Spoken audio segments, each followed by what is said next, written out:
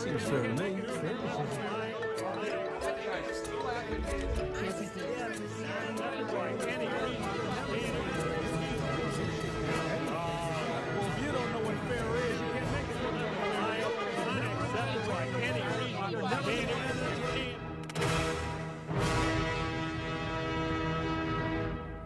Donnybrook is made possible by the support of the Betsy and Thomas Patterson Foundation and the members of 9PBS. Well, as you know, it was a big news week in St. Louis and around the country, and we're going to talk about it. But first, let's meet our panelists. She's the media veteran herself, Wendy Wiese, along with Bill McClellan from the Post-Dispatch, Joe Holleman, also from the Post and STLtoday.com. And we welcome Alvin Reid from the St. Louis American.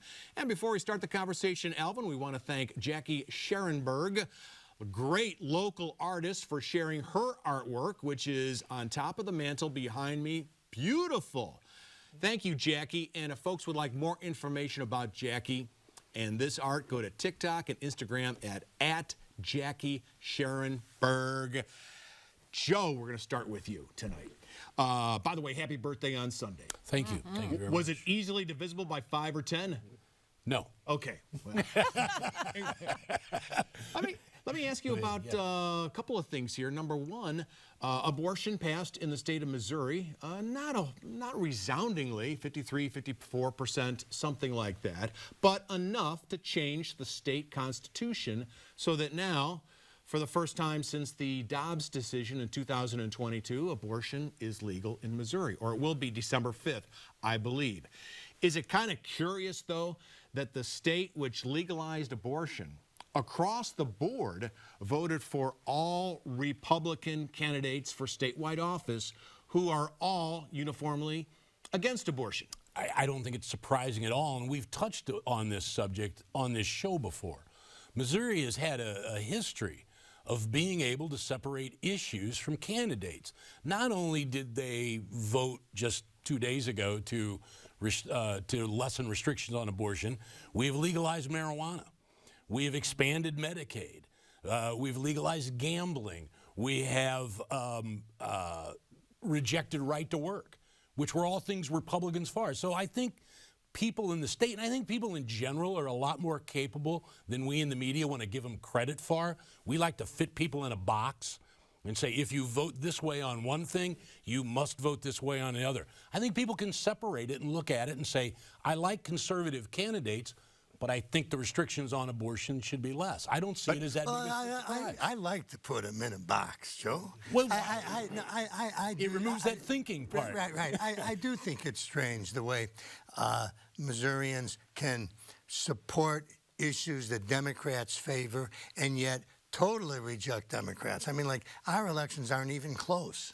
Well, I think before, though, I got to say on this show, you said one time that it didn't surprise you because we've done it with right to work. Well, that's what I mean. I mean, we do it often enough that I'm never shocked when it happens, but I always find it curious. But it's curious because the Republicans elected, some of them anyway, are vowing to reverse the decision that was made on Tuesday. And they can do that again either, well, by putting it legislatively on the ballot again for another constitutional amendment. That's fine, and they could try again. I believe it would fail again. But, okay, these issues that we're voting on, they don't have a race, they don't have a gender, they're not the city, they're not rural, they're all over the place. So you might have reasons to vote either Republican or Democrat that we may not like. You know, like, oh, I just can't stand them people, and this candidate can't stand them either, so I'm going to vote for him or her.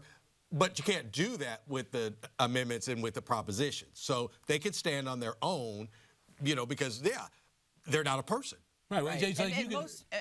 Most of the election post-mortem had to do with the Democratic Party and the Democratic Party's presumption that everybody is as easily defined as they have been in past decades, and that's just not true anymore. I mean, that is absolutely not true. And I don't think it's ever been as true as the media and political parties want to believe it is. Exactly. And it's just to simplify everything.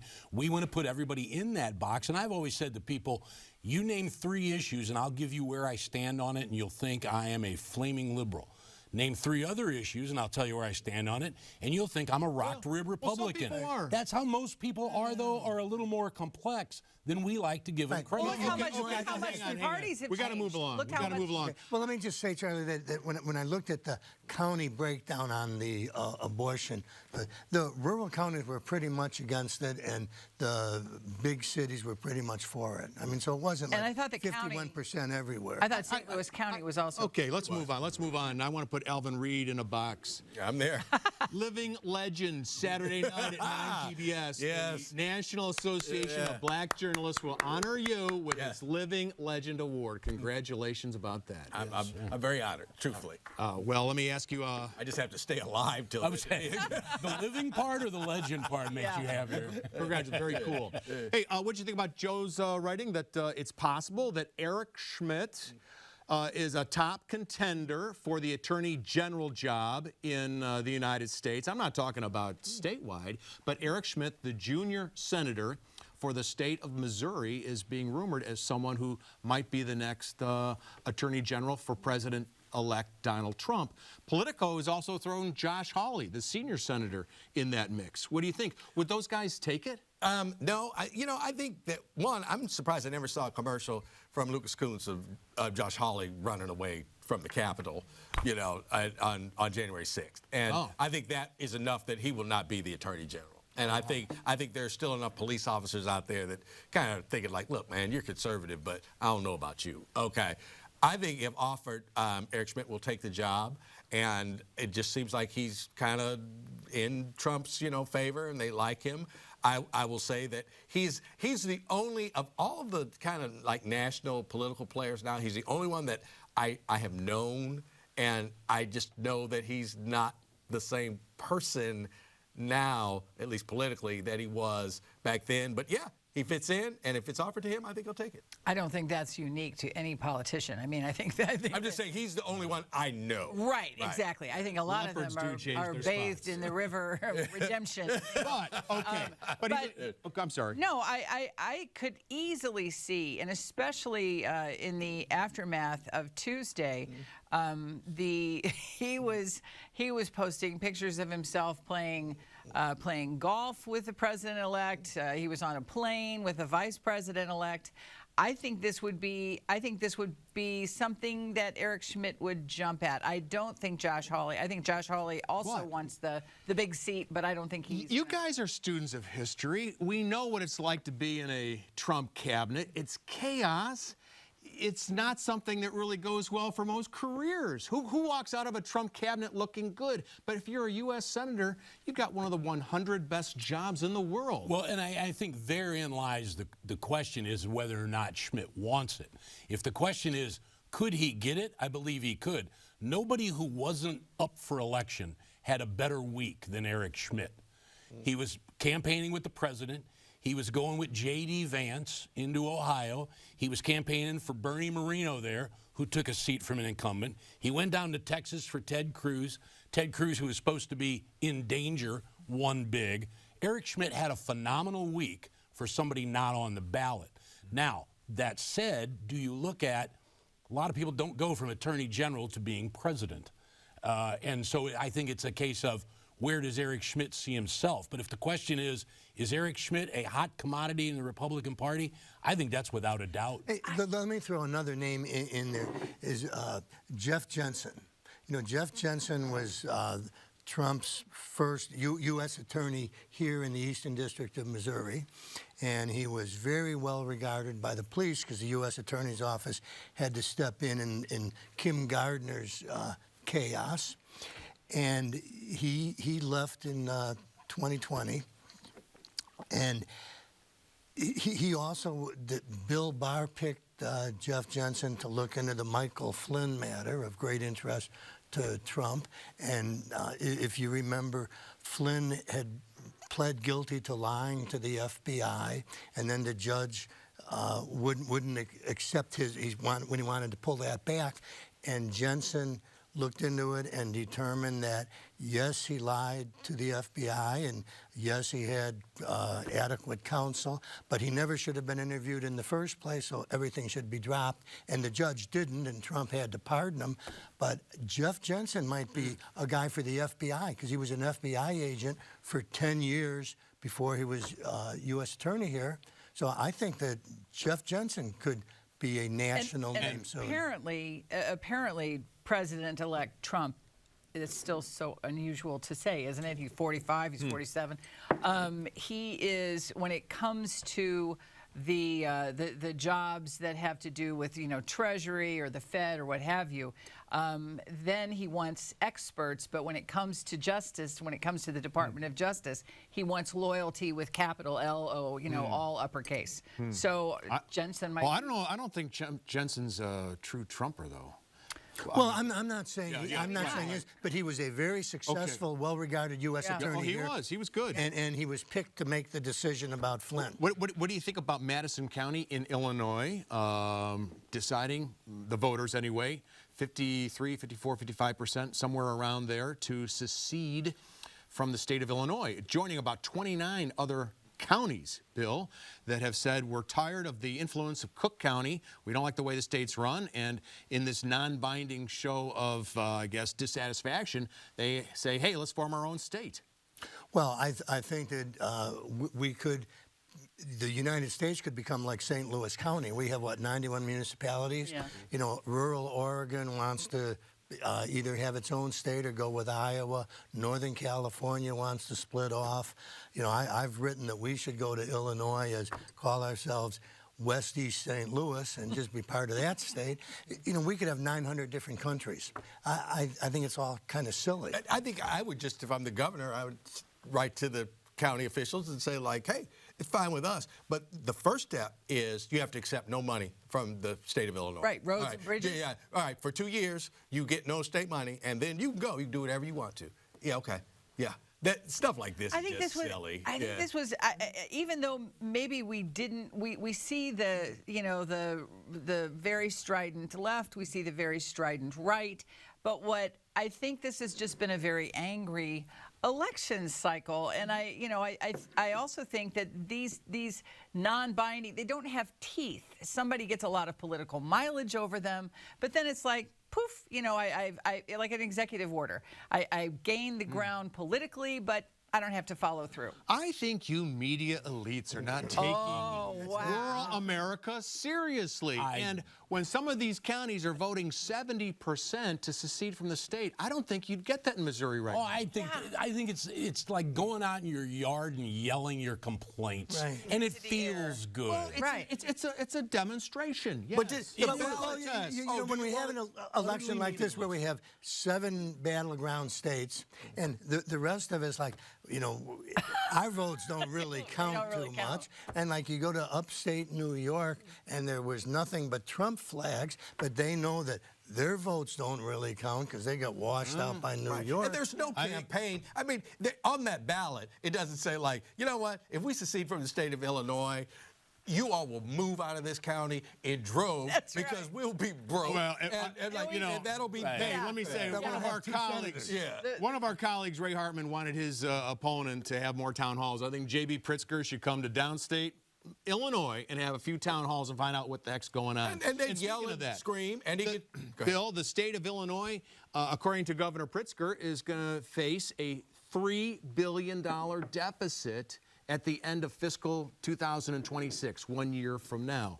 So the voters in the state of Illinois said Tuesday that they'd like a millionaire tax, an extra 3% income tax on those making 7 figures per year.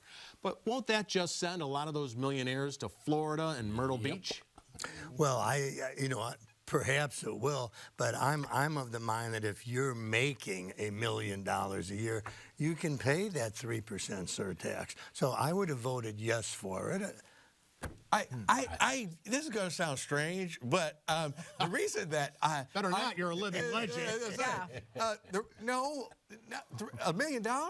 that ain't that much money. No, it really I mean, I'm sorry. I know that sounds really crazy. isn't. But That's year, Alvin. I know. But if you said, now, if you're making $50, $100 a year, all right, maybe we could talk. But $1 million, I mean, no, they need to pay tax. I mean, they're not the working poor, okay? Obviously, that's not what we're saying. Yeah. But $1 million when we were growing up was like $1 million. It's just not anymore. Well, and I think it's one of those things, too, is everybody not making $1 million will vote to have that tax. Oh, good point. And everyone making $1 million will leave. So then do they drop it down to everybody making $400,000? I think so, too. It's coming down here, What it means is Illinois has always been a high-tax state. Illinois loves taxes, and they're $3 billion in debt. So I'm not even sure, one, it would help the 3% on millionaires. And I think it's just one of those things like these other, I want to secede from the union. I want to tax all millionaires. Yeah, right, exactly. I want free gas. I think they're going to put, this is, I don't think that the 30 counties are really going to secede. I think they're trying to send a message. But I think this is more than a message. I think Illinois is either going to have to change the Constitution to cut state pensions, which I don't think the retirees will like that, or it's going to have to raise some taxes. Or suppose it could also cut some services, but I don't know which ones they would cut. The pensions in Illinois are very big. They're huge. But they have been. Right. And I think you can grant, like I said, it wouldn't be next year or the year after, but you can start grandfathering. Well, I'm kind of people, because there are people making big time money that are big time old, and it'll start to take care of itself, but you just got to hang on. Well, I will buy a front row seat for when J.B. Pritzker has to go out and sell in Illinois a Democrat that he wants to cut like public employees' pensions. Yeah. I want to watch that shit. No, it won't be a problem because most of those public employees who are retired, they're now in Florida. Right, yeah, that's right. That is true. Hundreds of thousands of millionaires live. I'm always shocked to see how many millionaires live in a state, and it's enough that would defeat that bill. I guarantee. Well, millionaires and somebody making $1 million a year are different, Alvin. And those are the people who have the money. No. I'm saying if we found everybody out there who was like around that $1 million range, they have enough influence with their $1 million that would not pass. I'm not talking about the guys making $100 million and ladies making $100 million, but even the ones that make it $1 million, oh yeah, they got enough dough to squeeze whoever their little local legislator. Do any of you guys know anybody who made $1 million a year? Yes. Yes. Oh, I'm sure of it. Other than Charlie, no. No, I mean, you know the top names in this town. You know some of the attorneys in this town. The Business Journal publishes their salaries. Why do you? I haven't. No, some people are making $20 million. Well, I think the question is, I know them. I don't hang out with them. No, we don't. I don't golf. I know a lot of our nails done together. I don't golf Wendy, with Wendy, until recently, I guess whenever they kick in the new sports betting for Missouri, Illinois had the monopoly around here. Well, on Tuesday, by a razor-thin margin, like 0.1%, Missourians approved sports betting. Again, I'm curious about this one because they said no to a casino at the Lake of the Ozarks at the same time. Okay, so they approved sports betting. That changed the Constitution. It'll be really difficult to change that. Given how close some of these amendments are to the Constitution, passing by 50.1% or 53%, should we raise the bar a little bit to 55 or 60% so we don't have a patchwork of amendments in the state constitution? Yes, and I think that, you know, a recurring theme on this program this year has been just a lowering of previously held standards. And it does make me uncomfortable because a great many people are kind of asleep at the wheel at this moment. They're very busy with their lives. They're taking for granted that the St. Louis School District is running okay. There have been a lot of these areas of concern, and so I absolutely think the bar should be higher when you're talking about changing the Constitution. It shouldn't be a drive-up window. And it's not that gambling narrowly passed. Thank you. But I mean, in Florida, what? 55% of voters in Florida voted to, bring back reproductive rights, but the threshold is 60%. And to me, that's not fair. That's too high. You're ignoring a true majority of your citizens. So I don't have a problem with 50%. I don't. Plus, you have to gather whatever that percentage of signatures to get it on the ballot. So I think 50% is fine. And I'm sorry. Go ahead. I'm sorry. Wasn't Florida the only state that held back? I think. Those Yes, it was. It did at the end of the day. On Tuesday, yeah. Yeah. And Well, the the thing is, threshold Alvin, was the reason. that can come back to bite you, because if the legislature puts this on the ballot in 2 years, right, and it can do that, I bet it will, then to reverse what happened Tuesday, they'll just need 50%. Well, it would lose again. I'm not sure. I am. All you needed was another 5,000 votes. That's 5,000. That's not difficult to get. But anytime you have a recount, the one who won the first time usually wins the second time. So nothing would change. Nothing would change. They might change legislatively, like no exemptions, but nothing would change. I agree with Wendy on there should be a higher threshold. I don't believe constitutions, and certainly the U.S. Constitution, should be changed on what at times can be whims. What I think is that our federal legislators and our state legislators need to do a better job of writing laws. Right. And those can be more easily revised, revamped as time goes on. I think constitutions are to provide a overall framework, a relative constant framework. But, you know, it comes to, when the question with abortion is, I would like to see U.S. Congress just codify allowing certain things, but they don't want to, because it's too controversial. Right. So then it ends up becoming all these other issues. And I think if legislators, both state and federal, found a little guts, a little courage, we wouldn't need all these patchwork amendments. Well, that's true, but it also goes back to the fact that people vote against their own desires when it comes to legislators. I mean, you know, the people say, yes, we want abortion with certain restrictions to be a right, but they turn around and vote for legislators who don't agree with them. Yeah, well, I'm glad it's not a... But those legislators aren't doing anything on the issue.